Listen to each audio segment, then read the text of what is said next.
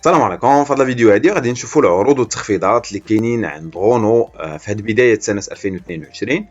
وغنشوفوا بالضبط التخفيضات اللي كاينين على غونو اكسبريس بمناسبه بدايه سنه 2022. بالنسبه لغونو اكسبريس راه كتجي في ثلاثه ديال لي فينيسيون. كاينه لا فينيسيون اللي ما فيهاش تجهيزات غادي نعتبروها هي الخاويه، وكاينه لا فينيسيون اللي فيها نص ديال التجهيزات غنعتبروها نص عامره، وكاينه لا فينيسيون اللي توت اوبسيون فيها التجهيزات كاملين. نبداو بلا فينيسيون الاولى اللي هي لا فينيسيون الخاويه اللي ما فيهاش تجهيزات بزاف. بالنسبه لهاد لا فينيسيون هذه كتسمى لايف. المحرك ديالها مازوت، القوه ديالو 95 حصان، ومعدل الاستهلاك هو 5.1 لتر لكل 100 كيلومتر. فيها 6 ديال الخيل، الضريبه ديالها هي 700 درهم في العام. بالنسبه للبواطه فيتاس راها مانويل فيها 6 ديال لي فيتاس. بالنسبه للتجهيزات كما قلنا هاد لا فينيسيون هادي ما فيهاش تجهيزات، فيها تجهيزات قليله. الثمن ديالها كان كيدير 145 الف درهم، عليها واحد التخفيض ديال 2800 درهم. الثمن بعد هاد التخفيض هذا ولا 142 الف 200 درهم، يعني 14 مليون 44 الف ريال هو الثمن ديالها بعد التخفيض. بالنسبه لهذا العرض هذا غادي تلقاوه في الموقع الرسمي ديال شركه غونو. هو هذا العرض.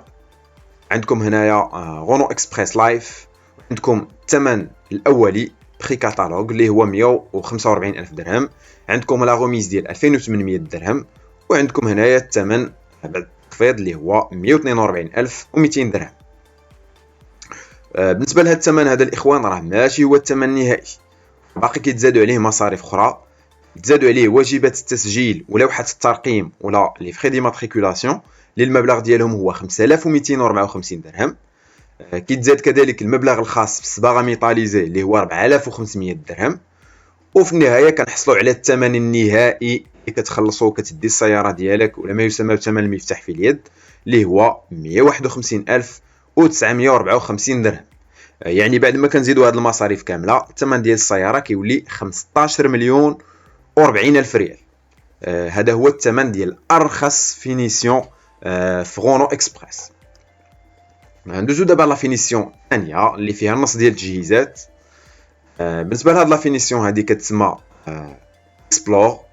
المحرك ديالها حتى هو مازوت، القوه ديالو 95 حصان، معدل استهلاك 5.1، فيها 6 ديال الخيل، الضريبه هي 700 درهم في العام. بالنسبه للبواطه فيتاس مانويل فيها 6 ديال لي فيتاس. بالنسبه للتجهيزات الحديثه كما قلنا هاد لا فينيسيون هذه فيها نص ديال التجهيزات. الثمن ديالها كان كيدير 155 الف درهم، عليها واحد التخفيض ديال 3000 درهم، والثمن بعد هذا التخفيض هذا ولا كيدير 152 الف درهم، يعني 15 مليون و40 الف ريال. هذا العرض كذلك غادي تلقاوه في الموقع الرسمي ديال شركه غونو. هذا هو العرض. عندكم هنايا لا غوميز ديال 3000 درهم، عندكم الثمن بعد التخفيض اللي هو 152 الف درهم. وهذا الثمن كذلك راه ماشي هو الثمن النهائي، باقي كيتزادوا عليه مصاريف، كيتزادوا عليه واجبات التسجيل ولوحه الترقيم 5254 درهم. كيتزاد كذلك المبلغ الخاص بالصباغه ميطاليزي اللي هو 4500 درهم. وكنحصلوا هنايا على الثمن النهائي ولا ثمن المفتاح في اليد اللي هو 151754 درهم. يعني بعد ما كنزيدوا المصاريف الثمن كيولي 16 مليون و34 الف ريال.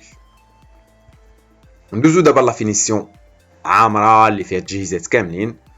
بالنسبه لهاد لا فينيسيون هذه كتسمى انطونس. المحرك ديالها مازوت، القوه ديالو 95 حصان، معدل استهلاك 5.1 لتر لكل 100 كيلومتر، 6 ديال الخيل، ضريبه 700 درهم في العام. البواطه فيتاس مانويل فيها 6 ديال لي فيتاس.